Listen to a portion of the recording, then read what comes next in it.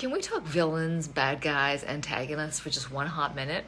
Because readers love reading about those types of characters. And for us authors, we love writing them because they're not carrying the weight of the journey like the protagonist, so we can have a lot of fun with them. But there are 3 pitfalls when you're writing antagonists that you want to avoid. Pitfall number 1, you don't want to make a villain or an antagonist all bad because like every human, every character is very multifaceted. There's always texture. And you want to give your antagonist a heart because ultimately the reader has to care for them because they also believe that they're right in whatever they're pushing forward, whatever their agenda is. They firmly believe in it as much as the protagonist believes in their agenda. So you have to have that heart, otherwise it's just going to come across as very one-dimensional.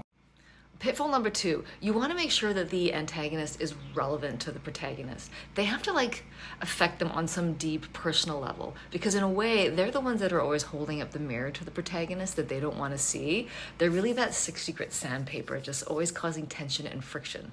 So if they're not relevant, if they can't sort of push and prod the protagonist, then you need to go back and retool them.